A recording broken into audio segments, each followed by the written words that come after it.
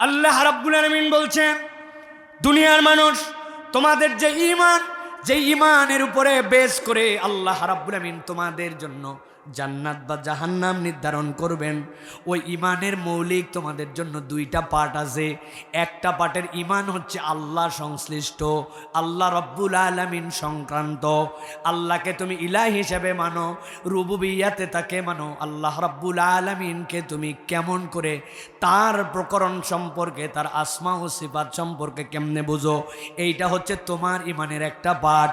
আরেকটা পার্ট হচ্ছে মুহাম্মাদুর রাসূলুল্লাহ, তিনি কিভাবে আল্লাহর রসুল এবং কিভাবে তিনি আব্দ, এই দুইটার সমন্বয় যখন হয় তখন ওই বান্দা কেবল মুমিন হয়, ওই বান্দা কেবল মুসলিম হয়।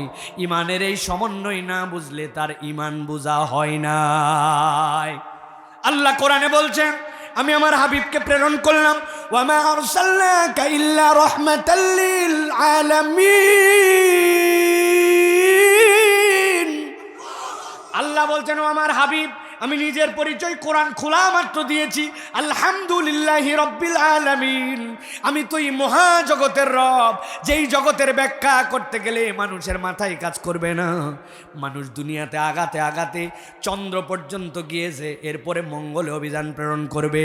কিন্তু যারা মঙ্গলে যাওয়ার প্রিপারেশন নিচ্ছে 2027 থেকে 28 সালের মধ্যে, ওই মানুষগুলা মঙ্গলে এত দূর মনে করছে অভিযান করলে আমাদের বিরাট বড় একটা সফলতা হবে। ওই বিজ্ঞানীরা বলছে, ওই যে আসমান যেটাকে আমরা বলি আর ইংরেজিতে আমরা শিখাই আমাদের বাচ্চাদেরকে স্কাই ইজ ব্লু, যে স্কাই ইজ ব্লু বলতেছি, ওই মঙ্গলে যাওয়ার প্ল্যান যেইটা 2028, ওই আসমান যে কত দূর, কত হাজার বছরে প্রথম আসমানে পৌঁছাতে পারবে আমাদের চিন্তার মধ্যেও নাই, প্ল্যানের মধ্যেও এখনো নেওয়া হয় নাই। আল্লাহ বলছেন, ওই রব তিনি ওরকম জগৎ সমূহের রব। ওই জগৎ কতগুলি, কেমন তার ব্যাখ্যা সেটা বিস্তারিত বর্ণনা অন্য বিষয়, কিন্তু আল্লাহ বলছেন ওই জগৎ সমূহের রব যে আল্লাহ, মুহাম্মদ সাল্লাল্লাহু আলাইহি ওয়াসাল্লাম আপনাকে ওই জগৎ সমূহের জন্য রহমত করে পাঠাইছি। সুবহানাল্লাহ। আল্লাহ বলতেছেন, কুল ইন্নামা ইউহা ইলাইয়া আন্নামা ইলাহুকুম ইলাহু ওয়াহিদ। তোমার নবীর কাছে এই বার্তা আমি দিয়ে রাখলাম, আপনি বলে রাখেন আমার কাছে যে ওহী আসে, ওই ওহীর প্রথম বার্তাটাই হচ্ছে ইমানদারদের জন্য, তোমাদের জন্য কোনো ইলাহ নাই, ইলাহ হিসাবে একমাত্র আল্লাহ হচ্ছেন তোমাদের ইলাহ। এই বুঝ দেওয়ার জন্যই আমি মুহাম্মাদুর রাসূলুল্লাহকে প্রেরণ করেছি। সুবহানাল্লাহ। তাহলে প্রিয় ভাইয়েরা, এই যে আল্লাহ রাব্বুল আলামিন রাসূলুল্লাহ সাল্লাল্লাহু আলাইহি ওয়াসাল্লামকে আমাদের ঈমানের পার্টের আরেকটা বানালেন। একটা হচ্ছে আল্লাহর প্রতি ঈমান, আরেকটা হচ্ছে মুহাম্মাদুর রাসূলুল্লাহ সাল্লাল্লাহু আলাইহি ওয়াসাল্লামের প্রতি ঈমান। আজকে আমাদের যেটা মূল বিষয় প্রিয় ভাইয়েরা, সেটি হচ্ছে তাওহীদের সাথে রিসালাতের যে বিশ্বাস। মুহাদ্দিসিনে কেরাম বলছেন, তাওহীদের সাথে রিসালাতের যে বিশ্বাস, এটাই হচ্ছে রহমত। সুবহানাল্লাহ বলেন। আমি এটা ব্যাখ্যা করব বিস্তারিত, কিন্তু আমি জাস্ট আপনাদের কাছে ভূমিকাটা বোঝানোর জন্য বলছি যে মুহাম্মদ সাল্লাল্লাহু আলাইহি সাল্লামের প্রতি বিশ্বাস আনা কিরকম ফরজ, যেরকম আল্লাহ আমার ইলাহ মানা ফরজ, মুহাম্মদ সাল্লাল্লাহু আলাইহি সাল্লামকে বিশ্বাস করা একই ফরজ, একই ফরজ। এই পৃথিবীতে অনেক মানুষ আছে, অনেক ধর্মাবলম্বী আছে যারা এখনো বিশ্বাস করে ইলাহ একটাই, আল্লাহ একজনই, কিন্তু মুহাম্মদ সাল্লাল্লাহু আলাইহি ওয়াসাল্লামকে স্বীকার করে না। যদি মুহাম্মদ সাল্লাল্লাহু আলাইহি ওয়াসাল্লামকে স্বীকার না করে, তার ঈমান আনা হয় জান্নাতে যাবে, বাস, সাফ কথা। এখন এই কথা তো আমরা বুঝলাম, এই যে আমরা বুঝলাম যে আল্লাহ রাব্বুল আলামিন নবীকে রহমত দিয়েছেন, মুহাদ্দিসরা বলছেন নবী আমাদের জন্য কিভাবে রহমত। জাস্ট সিম্পলি 3টা পয়েন্ট বলি। 1 নম্বর, রিসালাতে ঈমান আনা মানে আমি করুণার ভাগীদার হয়ে গেলাম। আল্লাহ নবী যে রহমত, তাহলে আমি তার রিসালাতে ঈমান আনছি, তাহলে আমি দয়ার অংশ হয়ে গেলাম। 2 নম্বরে, ব্যাপক নির্মলতা থেকে আল্লাহ এই উম্মতকে রেহাই দিয়ে দিয়েছেন, এটা হচ্ছে রহমত। কখনো এই উম্মতকে আল্লাহ সমূলে ধ্বংস করে দিবেন না, একবারে শেষ হয়ে যাবে, এমন ভূমিকম্প হবে বাংলাদেশে 16 কোটি মানুষ শুয়ে শেষ, এগুলো ভুয়া কথা। বিপর্যয় হবে, মরবে, আল্লাহর পক্ষ থেকে বিভিন্ন কিছু আসবে, কিন্তু আল্লাহ এই উম্মতকে একবারে নির্মূল করে দিবেন না, যেহেতু নবী রহমত। সুবহানাল্লাহ বলবেন না। 3 নম্বরে, আল্লাহর নবী সাল্লাল্লাহু আলাইহি সাল্লাম পয়গম্বর হিসাবে তার উম্মতকে অভিসম্পাদ দেন নাই, কখনোই অভিসম্পাদ করেন নাই। যখন কোনো পয়গম্বর কোনো তার কওমকে কোনো ক্ষেত্রে অভিসম্পাদ করে না যান, এর মানে হচ্ছে সে তার উম্মতের দাবিতে থেকেই যাবে, একটু লাইন মতো চললেই নবীর রহমত সে পাবে। সুবহানাল্লাহ বলেন। মুহাদ্দিসরা বলছেন, জানো আল্লাহর নবী যখন শাফাত করবেন, ইরফা রাসাকা ইয়া রাসূলুল্লাহ, ও আমার হাবিব আপনি আপনার মাথা উঠান। নবীর শাফাত দুইভাবে মানুষের জন্য কাজ করবে।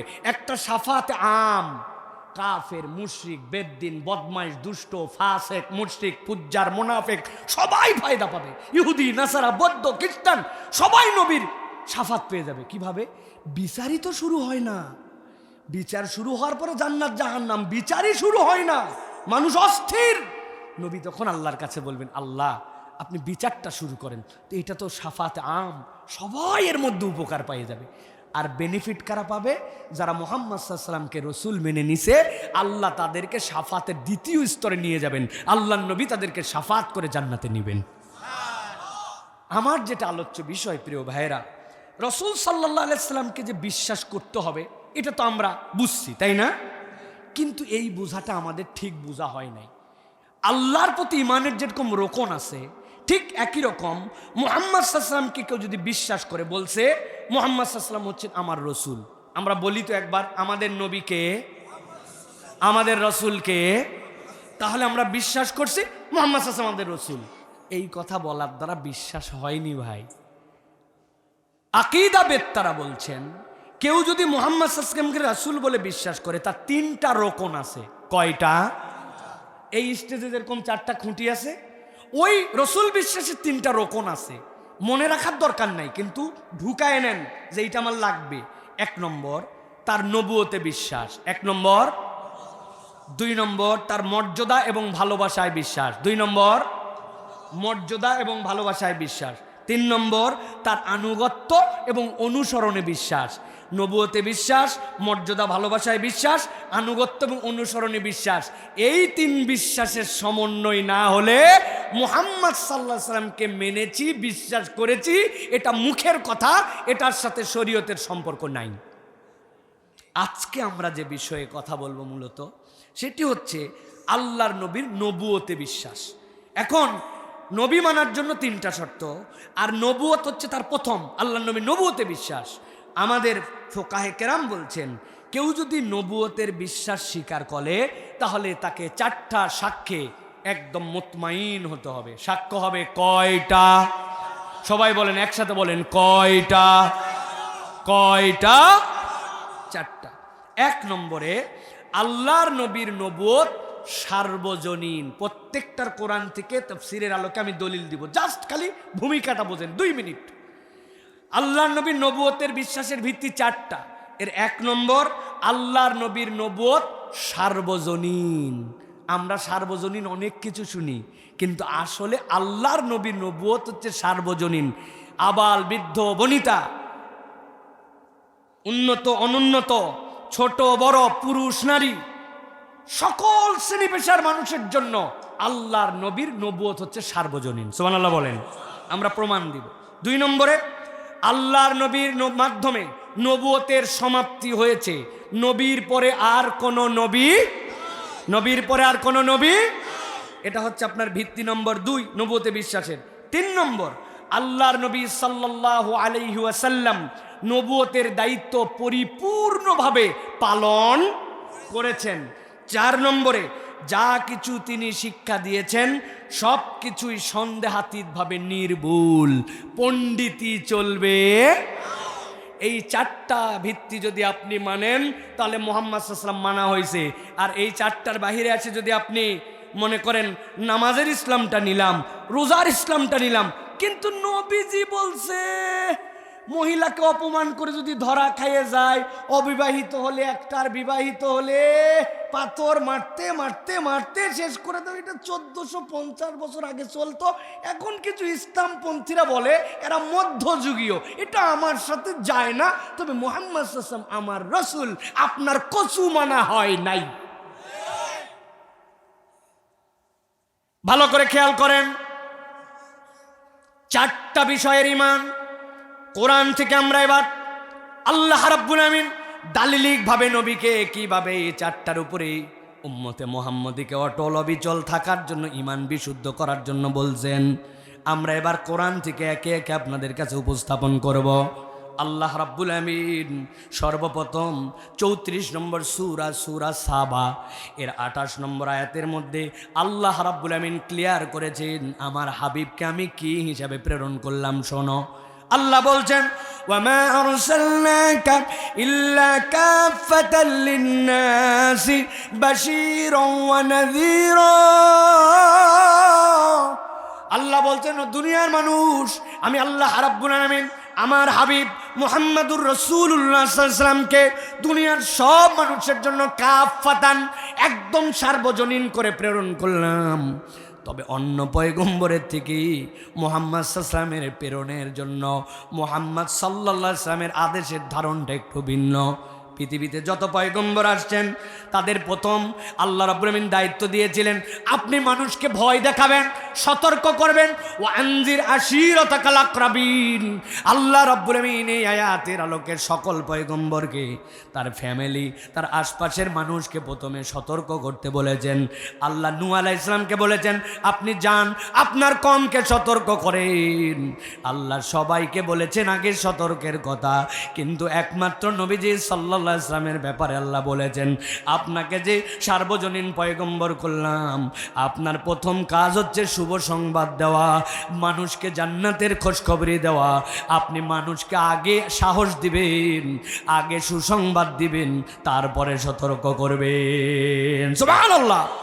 নবীজি সাল্লাল্লাহু আলাইহি ওয়াসাল্লাম যখন তায়েফের ময়দানে গেলেন, কে জানে না এই ঘটনা। আল্লাহ নবী সাল্লাল্লাহু আলাইহি ওয়াসাল্লাম কেমন ভাবে আঘাত করা হলো, ঠান্ডা মাথায় একটু কল্পনা করেন ভাই। আপনার পায়ের মধ্যে শু নাই, কেটস নাই, বর্তমান সময় আপনার পায়ের মধ্যে যে স্পঞ্জের স্যান্ডেল ফিতাওয়ালা, এই স্যান্ডেলও যদি আপনার পায়ের মধ্যে থাকে, আর আপনি একবার কল্পনা করেন তো আপনার গায়ে কি পরিমাণ রক্ত প্রবাহিত হলে আপনার পায়ের মধ্যে ওই স্যান্ডেলটা এমনভাবে আটকায় গেছে যে আপনি স্যান্ডেল খুলতে পারেন না, কি পরিমাণ আপনার গায়ের মধ্যে ব্লিডিং হওয়া লাগবে। আমার নবীর সময় এরকম স্যান্ডেল ছিল না, ছোট্ট একটা খরম নখের মধ্যে দিয়ে ঢুকায় দেওয়ার পরে মুরব্বীরা খরম দেখার কথা আগেকার, ওইটা পা উঠালে পিছন দিক থেকে নড়ে যেত।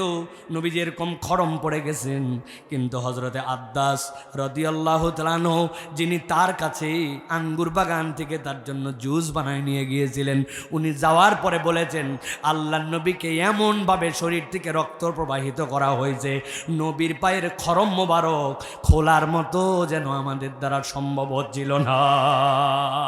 আল্লাহর নবীর এই যে কষ্ট দেওয়া হলো, বলার উদ্দেশ্য কি, নবীজি সাল্লাল্লাহু আলাইহি ওয়াসাল্লাম যখন কষ্ট শেষ, আল্লাহ নবী তখন যখন হুঁশে ফিরলেন, ফেরার পরে নবী করিম সাল্লাল্লাহু আলাইহি ওয়াসাল্লাম একটা ছোট্ট বাগানের মধ্যে আত্মগোপন করে আসছেন। হাদিসের মধ্যে আসছি, সেখান থেকে নবীজি খবর দিয়ে পাঠালেন এক সাহাবীদেরকে, যাও যাও, আমি তো ধ্বংস করার জন্য আসি নাই।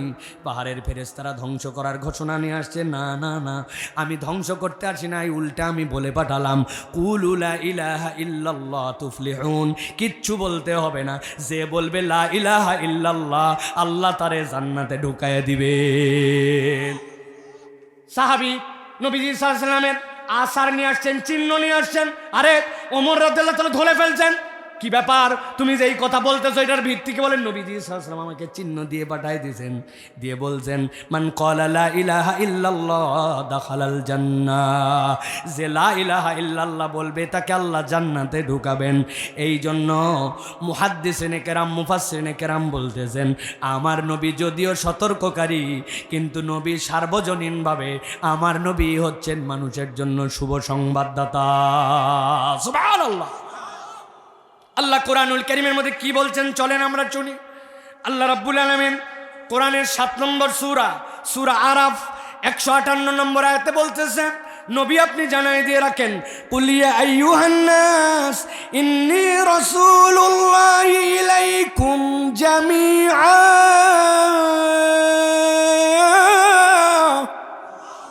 ও দুনিয়ার মানুষ, তোমরা যতদিন পর্যন্ত এই দুনিয়ার বুকে টিকে থাকবা, কিয়ামত যতদিন পর্যন্ত হবে না, আমি আল্লাহর পক্ষ থেকে জানাই দিয়ে রাখলাম, আমি তোমাদের কাছে, সকল মানুষের কাছে আমি আল্লাহর পক্ষ থেকে রসুল। এটা দিন কাল সমাজ রাষ্ট্র কোনো কিছুকে উপেক্ষা করার যোগ্যতা রাখবে না। আল্লাহর নবী হচ্ছেন কিয়ামত পর্যন্ত তার রিসালতে সার্বজনীন। সুবহানাল্লাহ। চিন্তা করবেন এই কথা বলার ভিত্তি কি, কারণ কি, এইটার পিছনে লজিক কি। আল্লাহ রাব্বুল আলামিন কোরআনুল কারীমের মধ্যে এবার বলছেন, ঠান্ডা মাথায় বোঝেন, 25 নম্বর সূরা ফুরকান। ফুরকানে আল্লাহ বলছেন, তাবারাকাল্লাযী নাযালাল ফুরকান আলা আবদিহি লিয়াকুনা লিল আলামিনা নাযীরা।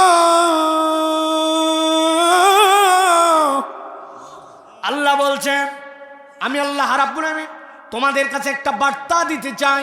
কোরআনুল কারীমের যত বার্তা আছে এই বার্তাগুলোকে আমরা প্রাথমিকভাবে দুই ভাগে ভাগ করি। একটা হচ্ছে আয়াত আল মুহকামাত, আর একটা হচ্ছে মুতাশাবিহাত। কিন্তু আল্লাহ রাব্বুল আলামিন আয়াতগুলা বর্ণনার ভঙ্গিতে দুইভাবে বর্ণনা করেন। একটা বর্ণনা হচ্ছে আল্লাহ এমন কিছু বুঝাতে চান যেইটা মানুষের ব্রেন নিতে পারে না, স্বাভাবিক নয়। ওই অস্বাভাবিক কিছু আল্লাহ বুঝাতে চাইলে আল্লাহ দুইটা শব্দ ব্যবহার করেন, একটা হচ্ছে সুবহান আর একটা হচ্ছে তাবারাক।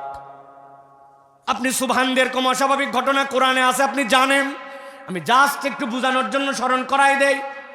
নবীজি সাল্লাল্লাহু আলাইহি সাল্লাম একদিন সকালবেলা যখন সূর্যটা একটু উঠে গেছে মাথার দিকে, মক্কার চত্বরে যারা যারা ছিল সব মানুষের মধ্যে থেকে নবীজি দাঁড়ায় বললেন, মক্কার লোকেরা শোনো, গত রাত্রে আমার জীবনে একটা অভিনব ঘটনা ঘটছে। কি ঘটছে?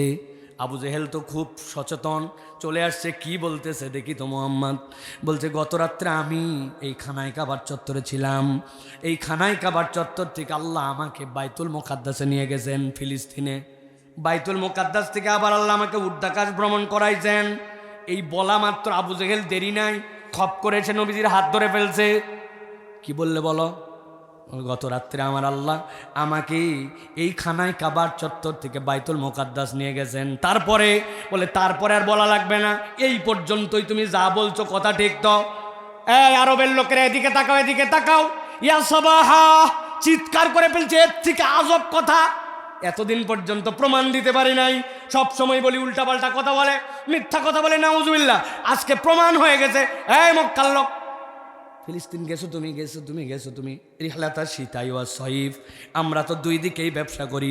বলো তো, দ্রুতগামী একটা ঘোড়া যদি যায় কতদিন লাগে ফিলিস্তিন যেতে? বলে মিনিমাম 6 রাত 7 দিন, উঠ গেলে 10 দিন। বলে এই লোক নাকি গত রাত্রে খালি যাই নাই, আবার নাকি আসছে। মুহাম্মদ, আমি কিছু লোকজন নিয়ে আসবো, কথা কিন্তু ঘুরানো যাবে না, এখানে দাঁড়াও। দৌড়াই চলে গেছে। মুহাম্মদ সাল্লাল্লাহু আলাইহি ওয়াসাল্লামের প্রথম সহযোগী, বিশ্বস্ত সহচর, যার কারণে মুহাম্মদ সাল্লাল্লাহু আলাইহি ওয়াসাল্লামকে তেমন কিছু বলা যায় না। উম্মুল খায়ের বাড়িতে যায়, ডাক দিছে। আবু বকরের মায়ের নাম ধরে ডাক দিছে। কে? আবু জাহেল্লা। কি ব্যাপার? সকালবেলা ব্যাপার কি? বেটা আছে বাইর করো। আবু জাহেল ডাক দিয়েছে। আবু বকর রাদিয়াল্লাহু তাআলা কেবল বের হয়েছেন, এক মুহূর্ত দেরি নাই, তার চাদর টানতে টানতে নিয়ে আসছে। যে ঘটনা কি বলো? বলে, তোমার সাদিক, তোমার দোস্ত এতদিন পর্যন্ত অনেক উল্টাপাল্টা বলছে, প্রমাণ দিতে পারি নাই। এখন কথা যদি আবার ঘুরাই, দেরি করার সময় নাই, আসো তাড়াতাড়ি। আল্লাহর নবীর সামনে নিয়ে চলে আসছে তাকে। আসার পরে বলতেছে, মুহাম্মদ, কথা কিন্তু ঘুরাবে না। আল্লাহ রব্বুল কাবা, কাবার রবের কসম, যা বলছিলে তুমি এখন বলো। আল্লাহ নবী বললেন, গত রাত্রে আমার আল্লাহ আমাকে খানায় কাবার চত্বর থেকে বাইতুল মুকাদ্দাস, সেখান থেকে সিদরাতুল মুনতাহা আমার রব আবার ঘুরাই নিয়ে আসছেন, আমাকে এখানে এনে হাজির করে দিয়েছেন। আল্লাহ আমাকে কোরআনের আয়াত দিয়েছেন। ঠান্ডা মাথায় বোঝেন। সুবহানাল্লাযী আসরা বিআবদিহি লাইলাম মিনাল মাসজিদিল হারাম ইলাল মাসজিদিল আকসাল্লাযী বারাকনা। আল্লাহ বলছেন, এমন একটা ঘটনা যেটা তোমার মাথায় কাজ করবে না। যেই মানুষ 7 দিনের রাস্তা পার হতে পারে না, সে নাকি ঘুরে আবার চলে আসছে। সুবহানাল্লাযী আসরা বিআবদিহি। আল্লাহ বলছেন, এটা মহাপবিত্র। আল্লাহ নিজেই নিজের প্রশংসা করে বলছেন, এটা তোমার মাথায় ধরার মতো বিষয় নয়। তবে আল্লাহ তার বান্দাকে রাত্রে ভ্রমণ করাইছেন। সুবহানাল্লাহ। আবু বকর রাদিয়াল্লাহু তাআলার সামনে হাজির করলাম। আবু বকর রাদিয়াল্লাহু জিজ্ঞাসা করলেন, ইয়া রাসূলুল্লাহ, যে ঘটনার কথা আপনি বলছেন, এটা কি আপনার স্বপ্নে না শরীরে? নবীজি বললেন সশরীরে, সাথে সাথে সবাই আসে। এবার আবু বকর রাদিয়াল্লাহু তাআলা আনহু কাবার দিকে ঘুরলেন, ঘোরার পরে বলতে শুরু করলেন, ওয়াল্লাহি রব্বুল কাবা, আমি কাবার রবের কসম করে বলছি, সাদ্দাক্তা ইয়া রাসূলুল্লাহ, ও আমার হাবিব, আপনি সত্য কথা বলেছেন, যা বলেছেন 100% সত্য কথা বলেছেন। দুনিয়ার বহুত লোক সত্যবাদী, কিন্তু সকলে সিদ্দিক নয়। আবু বকর রাদিয়াল্লাহু তাআলা সিদ্দিক। আমি কেবল টাচ দেওয়ার জন্য আপনাকে বুঝালাম, মেরাজের ঘটনা কি কোনো স্বাভাবিক ঘটনা না অস্বাভাবিক? অস্বাভাবিক ঘটনা। আল্লাহর কোনো অস্বাভাবিক ঘটনা বর্ণনার জন্য সুবহানাল্লাযী বলেছেন, আমি শুধু বোঝানোর জন্য বলছি। আল্লাহ এখানে একটা অস্বাভাবিক, একটা স্বাভাবিকতার বাহিরের কথা আল্লাহ বলতেছেন। কি কথা? নবীর ব্যাপারে বলছেন, তাবারাকাল্লাযী নাজ্জালাল ফুরকানা আলা আবদিহি লিয়াকুনা লিল আলামিনা নাযীরা। দুইটা বিস্ময়কর বিষয় আমি আমার হাবিবকে দিয়েছি। এক নম্বর, তার প্রতি আমি ওহী দিয়েছি, যেই ওহী পাহাড় নিতে চায় নাই। আল্লাহ বলছেন, লাউ আনজালনা হাযাল কুরআনা আলা জাবালিন, ওই পাহাড় যেটার উপরে উঠে তুমি পতাকা তুলে দিলে তোমার বিরাট সুনাম হয়ে যায়, ওই পাহাড় যেইটা হিমালয় পর্বতের সর্বোচ্চ শৃঙ্গ। আল্লাহ বলছেন, তুমি কেবল উপরটুকু দেখো, কিন্তু আমি কোরআনে পাহাড়কে নিয়ে 3টা ব্যাখ্যা নিজেই করেছি।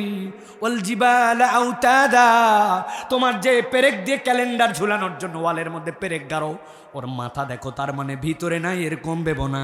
এই পাহাড় যতটুকু পরে এই জমিনকে আটকায় রাখার জন্য নিচের দিকে ততটুকু গেড়ে দেওয়া। আল্লাহ বলছেন, ওরকম পাহাড়ের উপরে কোরআনের একটা আয়াত দিলে সহ্য করতে পারতো না, ভেঙে পড়ে যেত। কিন্তু কত বিস্ময়কর ব্যাপার, আমি আমার হাবিবের প্রতি পুরা কোরআন দিয়েছি, আমার হাবিব অস্থির হয় না। তাবারাকাল্লাযী নাজ্জালাল ফুরকানা আলা আবদিহি, আল্লাহ বলছেন এটা 1 নম্বর বিষয়। আর 2 নম্বর কি, লিয়াকুনা লিল আলামিনা নাযীরা। আল্লাহ বলছেন কিয়ামত পর্যন্ত আর কোনো সতর্ককারীর আলাদা ওহী লাগবে না। আমার হাবিব এই ওহীর পূর্ণতা এমনভাবে দিয়ে গেছেন, কিয়ামত পর্যন্ত সতর্ককারী হিসেবে আমার হাবিবের ওহী যথেষ্ট। সুবহানাল্লাহ। তোমাদের সংবিধান 15 বার সংশোধন করা লাগবে, ক্ষণে ক্ষণে আইন পরিবর্তন করা লাগবে, মানুষকে ফাঁসানোর জন্য, মানুষকে বাঁচানোর জন্য নানান কায়দা কানুন করানো লাগবে, কিন্তু আমার হাবিব যা দিয়ে গেছেন ওইটাই পরিবর্তন লাগে না। নবীকে আল্লাহ বলছেন সতর্ককারী। কেমন সতর্ককারী? একটা উদাহরণ এখন মনে পড়ছে, বলি। জাজিরার দিকে কি ভাই করোনা আসছিল ভাই? বিজ্ঞানীরা বলছিল 60-এর উপর যারা একটাও বাঁচবে না, ঠিক না? অথচ যা বসে আছে এগুলো সব 65-70। কেমনে কি ঘটনা? আল্লাহ রাব্বুল আলামিন বাঁচায় দিয়েছে, ঠিক কিনা? এটা বলার উদ্দেশ্য, তারা আমাদেরকে নানান ধরনের পরামর্শ দিল। 1.5 ফিট ফাঁকে নামাজে দাঁড়ান লাগবে, কথা বলেন, হাত ধোয়া লাগবে বলছিল ভাই। কয়ভাবে হাত ধোয়া লাগবে মনে আছে? 6 ভাবে। Hand wash. প্রথমে এরকম, তারপরে এরকম, তারপরে এরকম, তারপরে এরকম, তারপরে এরকম, তারপরে এরকম, মনে নাই? 20 সেকেন্ড ধরে এত হাত ধোয়া লাগবে। বাপরে, ট্রেনিং দিল আমাদের করোনার থেকে বাঁচার জন্য। একজন 20 সেকেন্ড ধরে হাত ধুইছে, ধোয়া টোয়া শেষ। এবার তার কপালটা একটুখানি চুলকানি উঠছে। আস্তে করে কপালে হাত দেওয়ার পর মনে হয়েছে, কী রে, আমি তো এইবার হাত ধরার আগে কপালে হাত দিয়েছিলাম, তাহলে তো জীবনই কপালে ছিল। আবার যে হাত দিলাম, উপায় আবার আবার হাত ধুইছে। ধোয়ার পরে হঠাৎ করে হাতের এই জায়গায় একটু চুলকানি উঠছে, হাতের এই জায়গায় একটু চুলকাইছে। চুলকানোর পরে মনে হয়েছে প্রথমবারে হাত ধোয়ার আগে তো আমি এই জায়গায় চুলকাইছিলাম, উপায় কি? আবার হাত ধুতেই থাকো। তোর সাবান স্লো নাকি রে? ভালো করে বুঝে থাকলে বলেন। এই যে আপনার হাত ধোয়ালো, কিন্তু আপনি একবার কি ভেবে দেখেছেন আল্লাহ রাব্বুল আমিন 1450 বছর আগে নবীজি সাল্লাল্লাহু আলাইহি সাল্লামকে কি শিখালেন? আপনি 20 সেকেন্ড হাত ধুলেন, কিন্তু আল্লাহ বলছেন এইভাবে হাত ধোয়ার থেকে পৃথিবীর জন্য আপনাকে এমন নাজির করে পাঠালাম, এমনভাবে হাত ধোয়া শেখাচ্ছি। দেখেন আপনার এই 2 হাত হচ্ছে আপনার ফাউন্ডেশন, এইটাতে নিজের হাত ধুলেন, এরপরে এইটাতে আল্লাহ বলছেন তুমি তোমার মুখটা ধোও, এই কান থেকে এই কান, কান থেকে এই পর্যন্ত আবার হাত ধোয়া হয়ে গেছে আপনার। আল্লাহ বলছেন এরপরে উভয় হাতের কোনোই পর্যন্ত ধোও, আপনার আবার হাত ধোয়া হয়েছে। আল্লাহ বলছেন দুনিয়ার সব ধোয়ালো, কেউ তোমার মাথা মুছালো না, তোমার মাথাটা মুছো। দুনিয়ার যত কাপ থুতু আপনার যত ময়লা সবগুলা মানুষ নিচে ফেলে, খালি হাত ধোয়াইছে পায়ের মধ্যে জম্মের ময়লা, ওইটা লাগাই নিয়ে বিছনায় উঠে যায়, ওইটা কেউ ধোয়ায় না। আল্লাহ নবীকে আল্লাহ বললেন কেবল ধোয়াও নয়, গোড়ালি টাকনু সহ ধোয়াও।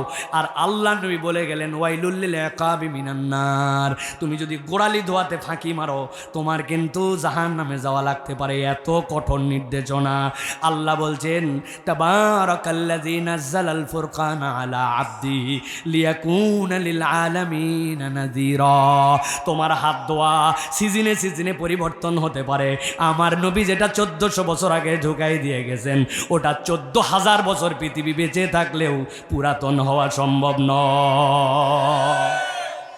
এই জন্য আল্লাহ রাব্বুল আলামিন নবীকে বলছেন আপনি সার্বজনীন, আপনার বিধান সার্বজনীন।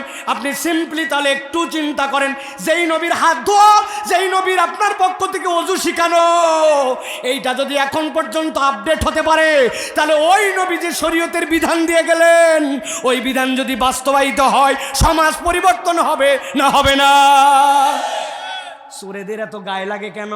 কারণ ওরা বুঝছে এই আইন হলে আমাদের মুসিবত। চুরি তো করে ধরা যদি খাই, একটা হাত খালি নাই, এই তো পরের বার আবার চুরি করছে, ডাকাতি।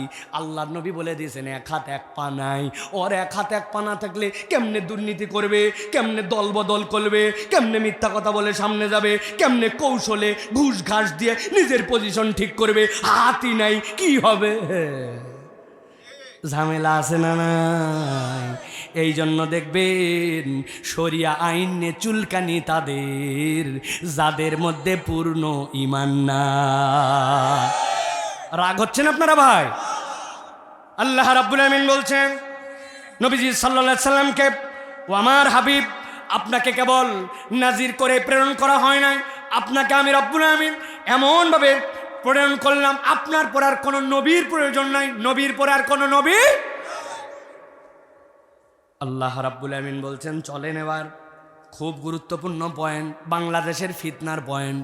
শরীয়তপুরে এই ফিতনা হয়তো কত দূর ছড়াইছে জানি না, পঞ্চগড় সহ বাংলাদেশের এক অঞ্চলে এমনভাবে তারা ফিতনা ছড়াইছে আপনি কল্পনাও করতে পারবেন না। হাজার হাজার বিঘা জমি কিনছে, কিনে ঘেরাও দিছে, দিয়ে নাম দিছে দারুল হিজরা।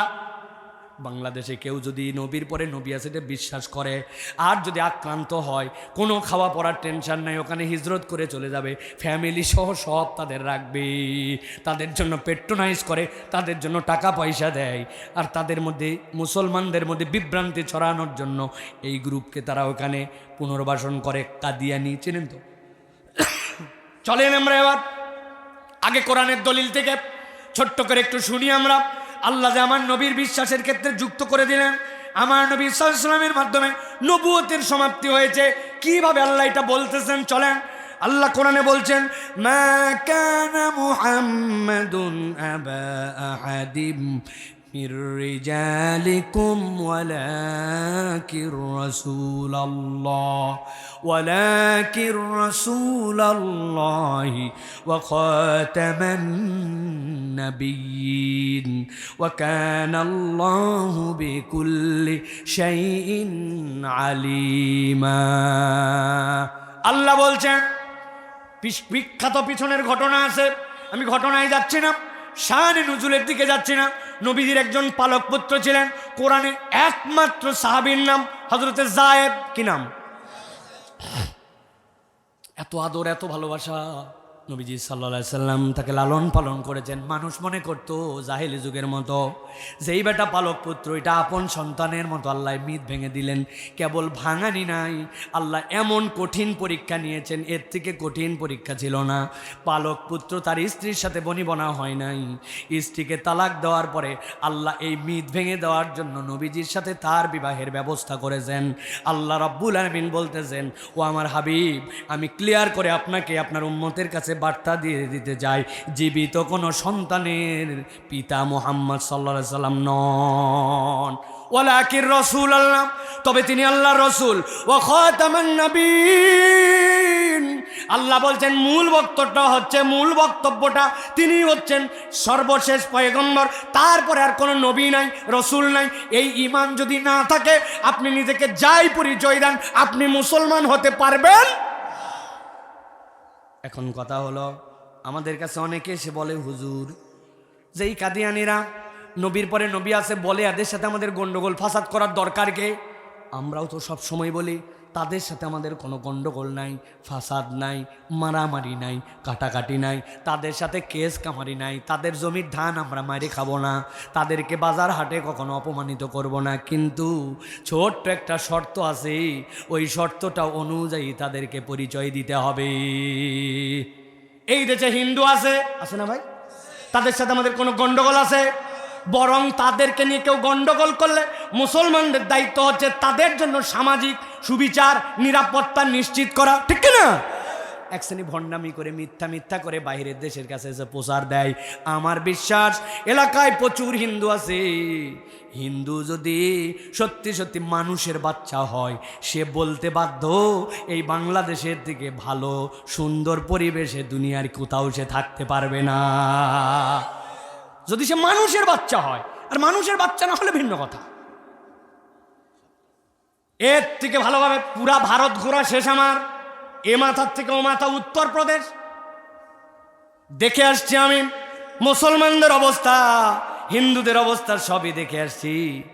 আমাদের দেশের হিন্দুদের যে দিল বড়, পৃথিবীর কোনো হিন্দুদের এই দিলই সৃষ্টি হয় নাই। এটা বাংলাদেশে জন্মগ্রহণ করার কারণে আমাদের হিন্দুদের দিল এইটা, ঠিক কিনা? আরে মুসলমানদের অবস্থা দেখছি, আমাদেরকে তো 2-4টা মানুষ চেনে না ভাই। আর যে কোনো অপরিচিত বাড়িতে আমরা যাই নাকি, পরিচিত বাড়িতে যাওয়ার পরেও, হুজুর কেমন আছেন? ভালো আছেন জি, আপনার জন্য একদম কলিজাটা পুড়ে যায়, এত ভালোবাসা মুসলমান। কিন্তু খাবার যখন দেয়, কাঁসার এক প্লেটের মধ্যে উপরে একটা বাটি বসায়া 2 টুকরা গোশ 1 টুকরা আলু দিয়ে বলছে, আচ্ছা মতো খেয়ে নিন হুজুর। আপনার বাপ দাদার জন্মে কাউকে প্লেটের মধ্যে ওর মধ্যে বাটি দিয়ে আপনি খাইতে দিয়েছেন? আমি সমালোচনা করতেছি না, ওদের ধরনই ওইটা, মানে বেশি মোহাব্বতের ঠেলা যদি এইটা হয়। আর আমি যদি বাংলাদেশের কোনো হিন্দুর বাড়িতেও যাই, আমাকে দেখে হুজুর বলে ও মিনিমাম 3 আইটেম দিয়ে খাইতে দিবে। কথা বলেন? আমার দেশের হিন্দুর কলিজাও বড়, কারণ এই দেশের মাটি, এই দেশের পরিবেশ থেকে ওইটা পাইছে। যে আমার বলার উদ্দেশ্য, হিন্দু তার পরিচয় নিয়ে থাকবে, খ্রিস্টান তার পরিচয় নিয়ে থাকবে, বৌদ্ধ তার পরিচয় নিয়ে থাকবে, কোনো ঝামেলা নাই। ঠিক একই রকম নবীর পরে নবী আছে, এইটা তুমি স্বীকার করবা। আবার মুসলমান পরিচয় দিয়ে থাকবা, এটা মুসলমান পরিচয় দিয়ে থাকার সুযোগ নাই। তুমি অমুসলমান পরিচয় দিয়ে থাকো, কোনো ঝামেলা নাই। কেন? নবীর পরে নবী আছে বললে সে কখনো মুসলমান থাকতে পারে না, ঠিক না? অর্থাৎ নবীর পরে নবী আছে, এই কথা যদি তুমি বলো, তুমি মুসলমান পরিচয় দিতে পারবে না। আমরা হুদামিসা কাফের দাবি করি না। আমাদের কাফের দাবির উদ্দেশ্য হচ্ছে আইডেন্টিটি পরিষ্কার করতে হবে। নবী মানো না, নবীর পরে নবী স্বীকার আছে, এইটা করো, আবার মুসলমান পরিচয় দিবা, এইটা সম্ভব নয়। কাফের পরিচয় নিয়ে, অমুসলমান পরিচয় নিয়ে থাকো, নিরাপত্তা দায়িত্ব আমাদের, ঠিক না? এই কথায় কোনো ঘাপলা আছে ভাই? বাস, স্পষ্ট কথা। এটা আমাদের আকীদার কথা, আমাদের বিশ্বাসের কথা। তুমি তাইলে কেমনে এই জায়গাতে 2 নম্বরই করো? আর ওদের টাউটামি আর চালাকির জায়গা হচ্ছে তার একটা নতুন সম্প্রদায়। বাপ রে বাপ, ওদের জন্য বিদেশিদের এত মায়া কেন ভাই?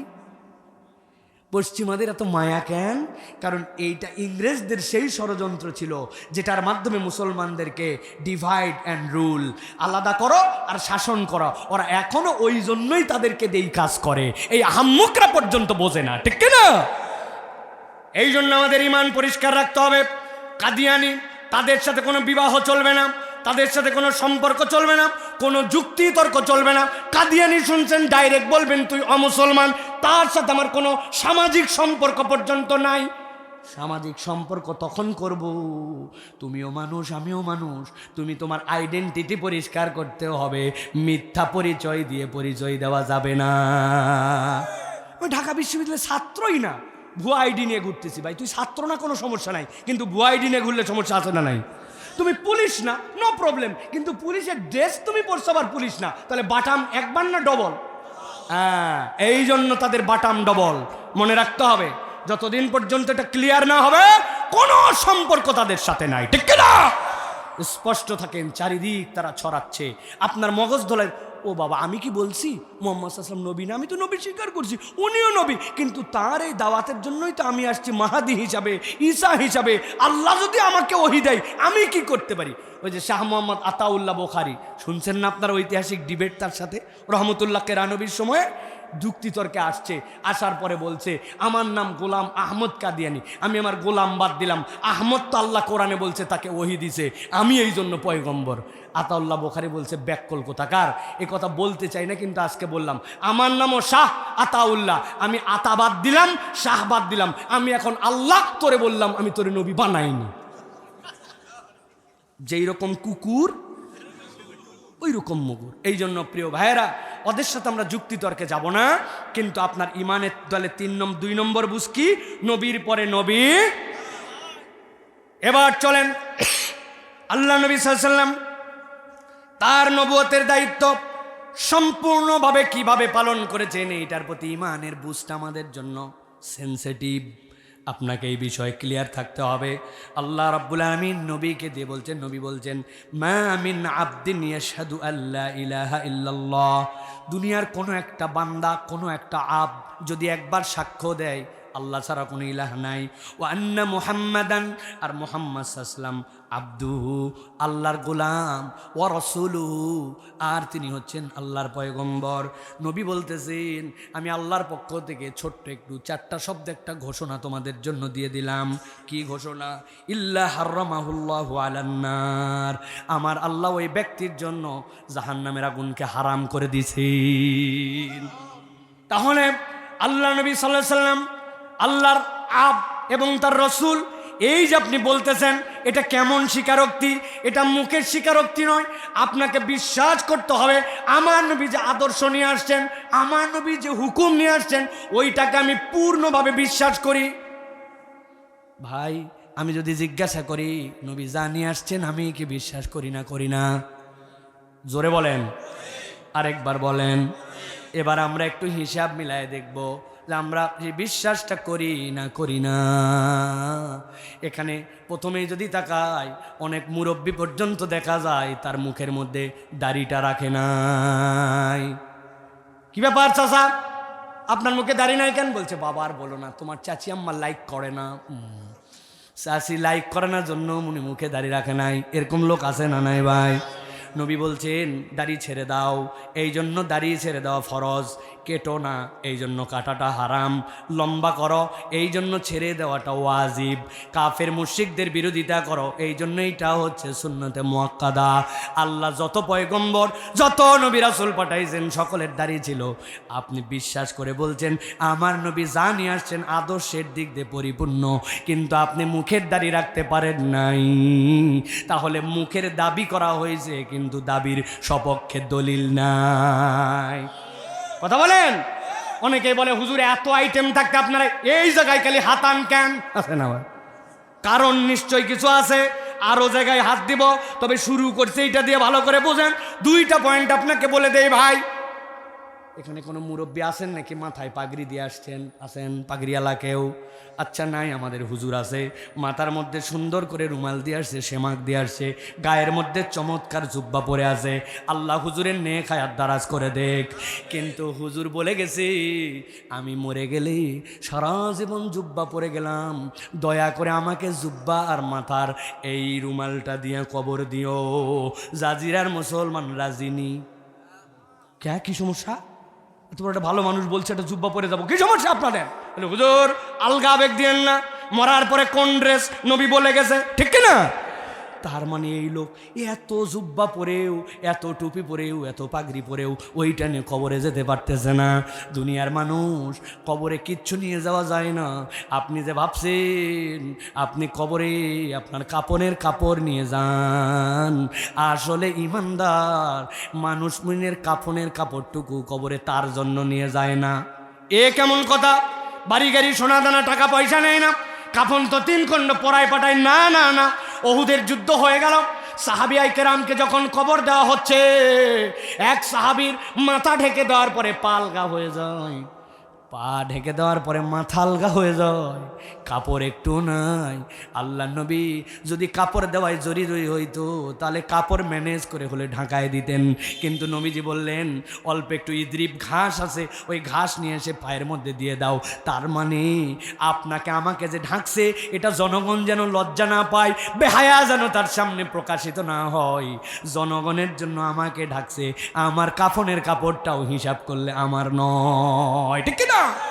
তাহলে কবরে যে আপনি দিলেন, নবীজি বলছেন যখন কবরে নামাবে, কবরে দেওয়ার পরে তোমাদের জন্য কতগুলো ডিউটি দেওয়া হলো, কবর দিয়েই তোমরা চটকট করে সবাই চলে যেও না, তোমার ভাইয়ের জন্য একটু দাঁড়াও, এরপরে তার কাছে একটু দোয়া করো, তার জন্য আল্লাহ রাব্বুল আমিন মিজান হাসর সহজ করে দেন, এই জন্য একটু অপেক্ষা করো, তোমার ভাইয়ের জন্য ইস্তেগফার করো, সবাই যেন হরমর করে চলে যেও না। আর নবীজি সাল্লাল্লাহু আলাইহি ওয়াসাল্লাম দায়িত্ব দিলেন, ওই কবর দেওয়ার পরেই তোমরা তোমার ভাইয়ের জন্য যে ইস্তেগফার করবে, ওইখানে বারবার তাকে বলো আল্লাহ তার জন্য হিসাবটাকে তুমি সহজ করে দাও। এই যে আপনি কবরের জন্য দাঁড়াইলেন, আল্লাহর নবী সাল্লাল্লাহু আলাইহি ওয়াসাল্লাম বললেন আর যখন কবরে নামাবে তখন বিসমিল্লাহি আলা মিল্লাতি রাসূলিল্লাহ বলে নামাও। ওই লোকের জুব্বা নাই, ওই লোকের পাগড়ি নাই, ওই লোকের তসবিহ নাই, ওই লোকের রুমাল নাই, ওই লোকের কিচ্ছু নাই, মেসওয়াক নাই, আতর নাই। পুরুষ মানুষ হিসাবে একটা সুন্নত তার সাথে গেছি, যদি আল্লাহ দিয়ে রাখেন। আর কবরে যদি জিজ্ঞাসা করেন মাহাদার রাজুলুল্লাযী বুইসা ফি কবরিক, দেখো তো চিনতে পারো নাকি যাকে কবরে পাঠানো হয়েছে? আপনি এখন ইমোতে দেখেন, হোয়াটসঅ্যাপে দেখেন, মেসেঞ্জারে ভিডিও কলে দেখেন, আমার নবীকে যদি আল্লাহ দেখায় তার শুভ্র সৌন্দর্যমণ্ডিত দাড়ি, তার চেহারাটা নূরে মুনাওয়ার, আর তার উম্মতের তার সাথে সেকেলে মিল নাই, ওই দিন যাওয়ার পরে নবীকে চেনা যাবে তো? হুজুরা এমনি এমনি কথা বলে, অনেকেই বলে এইগুলার এমন কি দাম আছে, বিশাল দাম আছে, বিশাল দাম আছে। আপনি হৃদয় থেকে অনুভব করলে দাম খুঁজে পাবেন। কেমন করে? আমি মাঝে মাঝে আপনাদেরকে একটু চেতানোর জন্য বলি, যদি রাগ না হন তাহলে বলতে পারি। রাগ হয় না তো? ঢাকায় নাকি এক শিক্ষক তার ছাত্রকে একটু চেতাইছে, বেচারির কপাল খারাপ, আমার মতো না, এই জায়গায় খালি অল্প একটু তার দাড়ি, দুই দিকে নাই। আপনাদের এলাকায় কিছু পাঁঠা ছাগলের দাড়ি হয়, হয় না? বলছে দেখেন তোকে দেখতে ছাগল ছাগল লাগে, চেতানোর জন্য, দাড়িকে টিটকারি করার জন্য। ওই ছেলে আবার খুব ব্রিলিয়ান্ট, যা আল্লাহ দিছে তাই তো। ও বলছে sir exactly you are right, যা বলছেন আপনি তাই, আমি যেমন তেমনই তো। স্যার চিন্তা করছে কি সাংঘাতিক, ওর আমি চেতাতে চাইলাম, ও তো চেতেই না, উল্টা আরও দেখি যা বলছি তাই মানে নিজে। বলছে স্যার না মানে উপায় আছে, আমি নিজেই দেখছি আমাদের বাড়িতে এক ছাগল আছে আমার মতোই। তবে স্যার আপনি যদি মনে কষ্ট না নেন তাহলে আপনাকে একটা কথা বলতে চাই। বল বল বাবা বল, কি বলবি বল। বলছে স্যার আমি দেখতে ছাগলের মতো দাড়ি জন্য আপনি আমাকে ছাগল দাড়ি বলছেন, কথা ঠিক, কিন্তু স্যার বেয়াদবি নিবেন না, যতবার আপনার মুখের দিকে আমি তাকাই আপনাকে দেখলে আমার কুত্তা কুত্তা লাগে। আর নামবো ভাই, আল্লাহ মেয়েদের জন্য স্তন দিলেন, সন্তান খাওয়ানো লাগবে, ছেলেদেরকে দেন নাই। আল্লাহ ছেলেদের জন্য অবাঞ্ছিত পশম দিলেন, ওইটা কাটা লাগবে, আন্ডারাম নাভির নিচ, সেটা কেটে ফেলবেন। মেয়েদের মুখে দাড়ি দিলেন না, ছেলেদেরকে দিলেন। আর আমি বলছি আমার নবী যা আদর্শ নিয়ে আসছেন সবগুলা পূর্ণ। এই 4টার প্রতি ইমান না আনলে নবী মানা হয় নাই, অথচ আপনি মুখে দাড়ি রাখতে পারেন না, এটা শয়তানি ছাড়া আর কিচ্ছু না, ঠিক না? কেন রাখতে পারেন না আপনি? সমস্যা কোথায় আপনার? তাহলে আপনি বোঝেন, আমি আপনারা চেতানোর জন্য বলছি না, আমি আপনাকে উসুল বোঝানোর জন্য বলছি। নবী যা এনেছেন আপনাকে সেটা অ্যাকসেপ্ট করে নেওয়া লাগবে, ঠিক না? আর এত বড় দাড়িওয়ালা শরীয়তপুরে বাজারের দোকানদার সকালবেলা গোসল করে আসছে, দাড়ির ভিতরে অনেক পানি ঢুকে গেছে। হঠাৎ করে এক কাস্টমার আসছে, এসে বলছে ভাই মসুরি আছে?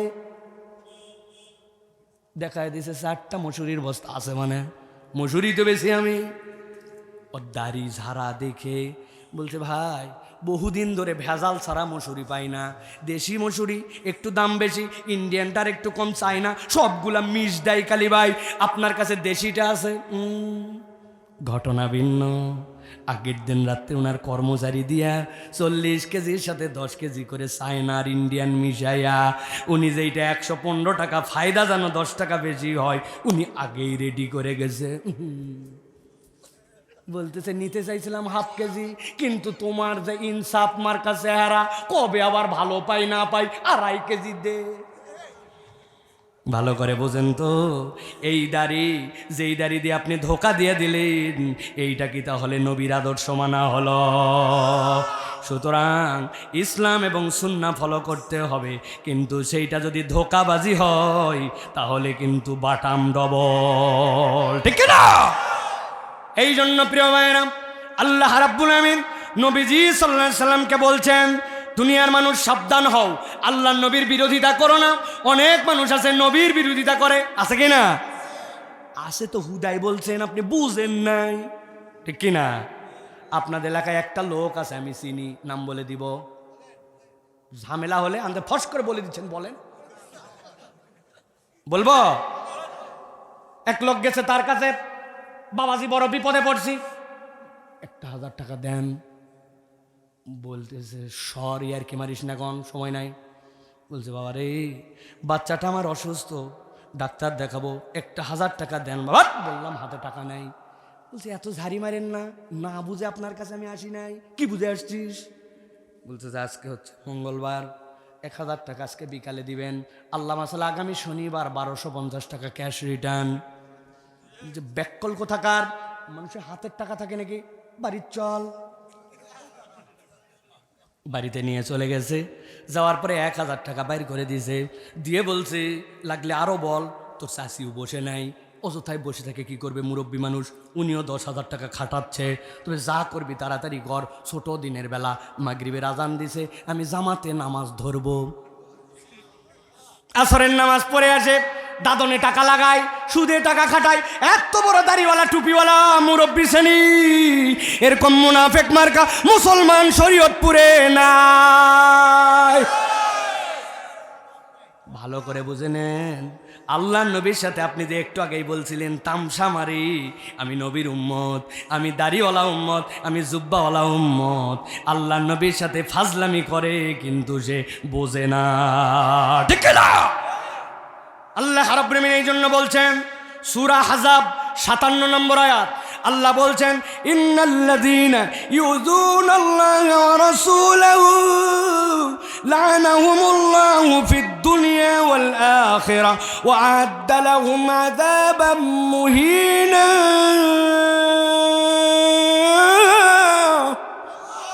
সাবধান হয়ে যাও, আমার কথা নয়, আল্লাহর কথা। ইন্নাল্লাযীনা ইউযুনাল্লাহ, যারা আল্লাহকে কষ্ট দেয় আর তার নবীকে কষ্ট দেয়, আল্লাহকে আপনি কষ্ট দিবেন সম্ভব আপনার দ্বারা? ইন্নাল্লাহ আলা কুল্লি শাইইন কাদির, তার আপনি কষ্ট দিবেন কেমনে? আল্লাহ বলছেন আল্লাহকে কষ্ট দেওয়ার মানে আমি আদর করে গোলাম, তোকে সৃষ্টি করেছিলাম, তোকে রুবুবিয়ত করি, তোকে আমি রাস্তাটা সঠিক চিনাই দিছি, কিন্তু তুই এমন গাদ্দারের গাদ্দার, আমার দেওয়া চোখ দিয়ে তুই আমি আল্লাহকে মানিস না, অথচ আমি অনবরত তোর প্রতি দয়া করি, ঠিক না? যেই চোখ আল্লাহ দিলেন, আল্লাহ যদি বলতেন ওই চোখ দিয়ে যদি অন্যায় কিছু দেখো কানা হয়ে যাবা, অন্ধ হয়ে যাওয়া, সম্ভব ছিল না। অথচ আল্লাহ যদি বলতেন এই পরিমাণ তোমার জন্য চোখের মধ্যে পানি দেওয়া হলো, এইটা ফুরাই গেলে আর তুমি দেখতেই পারবা না। গাড়ির মধ্যে যারা আপনি গাড়ি চালান, সামনে ওয়াইফার থাকে, দেখছেন না?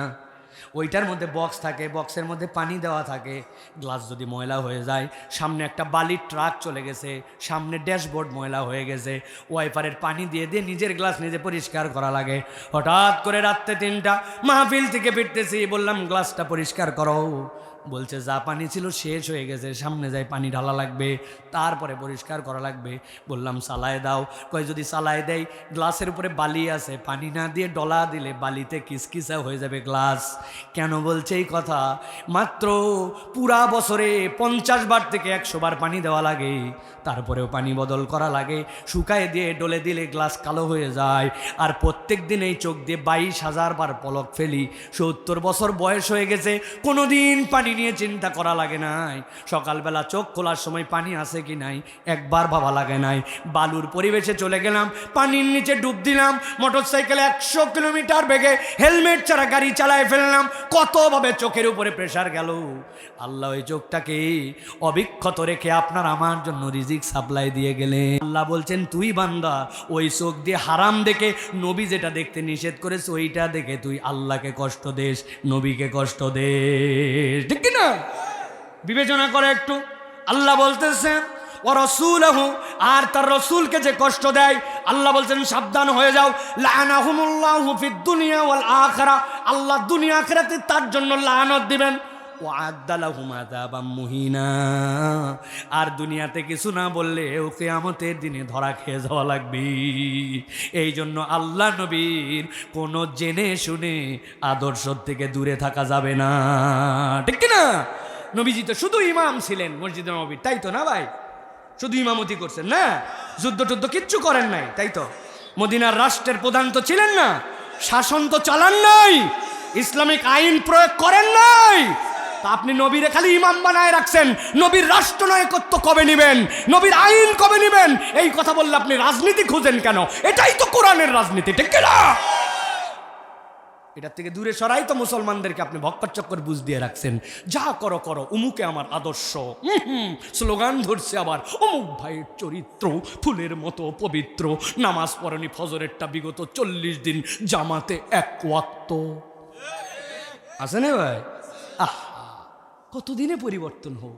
বাপ করতো, দাদা করতো, অমুকে করতো, করতে করতে খবরে যে ঠ্যাঙানি খেয়ে শেষ হয়ে যাবে একবারে। সাবধান হন। আমার কথা হলে আপনি আমারে বকতে পারতেন, এটা আমি আপনাকে আমার কথা বলছি না। সর্বশেষ একটা হাদিস, আলোচনা শেষ আমার। দুনিয়াতে মানুষের একটা ফিতরাত আছে, আমি আমার জীবন দিয়ে কিছু প্রমাণ পাইছি। একবার আমি ঝিনাইদাতে যাব, দৌলদিয়া পাটুরিয়া ঘাট দিয়া ফেরির উপরে উঠছি। উঠার পরে গ্লাসটা একটু নামায় বসে আছি, হঠাৎ করে একটা লোক আসছে। আসার পরে দেখি আমার কাছে বোঝা যাচ্ছে কিছু চাই। বললাম চাচা আপনার তো আমি এর আগেও দেখছি, খুব চেনা চেনা লাগে। যে এই কথা বলছি বলা মাত্র দেখি মুরব্বীর পিক আপ 100 বলছে চিনবে না মানে। কি হয়েছে, আপনার বাড়ি কোথায় চাচা? বলতে যে বাড়ি আর শুনে কি করবে, সাবেক স্বরাষ্ট্রমন্ত্রী চিনতে, ওর বাড়ি ঢুকবে আর আমার বাড়ি পানা দিয়ে। জিজ্ঞাসা করছি বাড়ি কোথায়, দেখি পিক আপ 100 স্বরাষ্ট্রমন্ত্রীর বাড়ির ধারে। আমি বললাম চাচা তা তো বুঝলাম, কিন্তু আপনি ফেরিতে কি করেন? ভিক্ষা করি। স্বরাষ্ট্রমন্ত্রীর বাড়ির ধারে ভাব 100 কিন্তু উনি ভিক্ষা করে। আরেকদিন আরেক লোকের সাথে দেখা হয়েছে গুলিস্তান 0 পয়েন্ট, বাইতুল মোকাররম থেকে টুপি কিনে বেরোইছি। ওই দিক দিয়ে আসার পরে দেখি আমার পিছে পিছে আসে। আমি চাচা আপনার তো আমি এর আগেও দেখছি, বাড়ি কোথায়? আমার এটা একটা স্বভাব, মানুষকে বাড়ি কোথায় বলে রাষ্ট্রপতি সাবেক চেনা, ওর বাড়ির যাবে আর আমার বাড়ির ঢুকবে না। বাবা বললাম চাচা বিরাট ব্যাপার তো, কিশোরগঞ্জ আপনার বাড়ি, তাহলে আপনি এখানে কি করেন? ভ্যান ঠেলি। বাহ, মানে ভ্যানের পিছনে ঢোকা দেয় মানুষ মাল নিয়ে গেলে পাইকারি বাজার থেকে, এই রকম তার দাপট। দুনিয়ার মানুষের এটা ফিতরাত আছে, অমুক মাদ্রাসার ধারে বাড়ি, অমুক বড় প্রতিষ্ঠানের ধারে আমার বাড়ি। আমি আপনার কাছে এই মগজ ধোলাইয়ের জন্য এই 2টা ঘটনা দিয়ে রাখলাম। আমি আপনার কাছে একটা হাদিস বলতে চাই, নবীজি সাল্লাল্লাহু আলাইহি সাল্লামের 4টা যেই রোকন আছে, এইটা যদি আপনি মেনে নেন, নবীর আদর্শ যদি নিজে নেন, বাস্তবায়নের জন্য যদি চেষ্টা করেন, আপনি যদি আল্লাহ নবীর সুন্নতকে পছন্দ করেন, নবীজি বলছেন মান আহাব্বা সুন্নতি ফাকাদ আহাব্বানি ওয়া মান আহাব্বানি কানা মাই ফিল জান্নাহ। আল্লাহ নবী বলছেন কিয়ামতের ময়দান হয়ে যাবে, হওয়ার পরে আল্লাহ রাব্বুল আলামিন ফাইসালার পরে সব ইমানদারদেরকে ন্যূনতম ইমান থাকলে জান্নাতে যাওয়ার জন্য ঘোষণা দিবেন। ওই দিন এক জান্নাতি আর এক জান্নাতির সাথে দেখা হবে। দেখা হওয়ার পরে জিজ্ঞাসা করবে, ও জান্নাতি ভাই, এত বড় জান্নাত, কোথায় তোমার বাড়ি একটু বলবে নাকি? তোমার বাড়িতে একদিন একটু বেড়াতে যেতে চাই। ওই দিন সব বান্দারা বুকের মধ্যে বাড়ি দিয়া নিজের জান্নাতের পরিচয় দিতে পারবে না, গর্ব করে বলতে পারবে না আমার জান্নাত অমুক জায়গায়, যদিও জান্নাতে যাওয়াটাই একটা গর্ব। কিন্তু নবী বলছেন এক শ্রেণী ওই দিন বুকের মধ্যে বাড়ি লাগাবে, লাগায় বলবো, ইমানদার ভাই, এত বড় জান্নাত তুমিও আসো আমি আছি, কোথায় ঠিকানা বলবো? তবে আমার ঠিকানাটা বোঝার জন্য একটু বলে দেই। আমার নবী জান্নাতে যেখানে থাকেন, আল্লাহ আমার নবীর বাড়ির ধারে আমার বাড়িটা দিছে। মানে হাব্বা সুন্নতি ফাকাদ আহাব্বানি, সে জীবিত মুহাম্মদ সাল্লাল্লাহু আলাইহি ওয়াসাল্লামকে ভালোবেসে নিল। ও মানে হাব্বানি কানা মাই ফিল জান্নাহ, সে আমার সাথে জান্নাতে থাকবে। আমরা কি নবীর সাথে জান্নাতে থাকতে চাই? হাত তুলে দেখান, চাই। লিল্লাহে তাকবীর। কিন্তু শর্ত কি? শর্তটা বুঝে নিয়ে থাকতে হবে। নবী করিম সাল্লাল্লাহু আলাইহি সাল্লাম যা কিছু আনছেন সন্দেহাতীতভাবে সেটা প্রমাণিত সত্য। আপনি বলবেন মহিলার পর্দা দেখে জীবন্ত টেন্ট, টিটকারি করে বলবেন মহিলা হুজুর, আপনি টিটকারি করে মুন্সি বলবেন, আপনি ইসলামের বিভিন্ন বিধান নিয়ে যারা কথা বলে তাদেরকে মধ্যযুগীয়, পিছিয়ে পড়া, তাদেরকে আপনি নানান ট্যাগিং করবেন, আর মুসলমান পরিচয় দিবেন। মুসলমান পরিচয় দেওয়া এত সহজ নয়। আল্লাহর প্রতি ঈমান, নবীর প্রতি ঈমানের সমন্বয়ের নাম মুসলমান, ঠিক না? অতএব বুঝ করে চলতে হবে। আল্লাহ আমাদেরকে বোঝার তৌফিক দান করেন।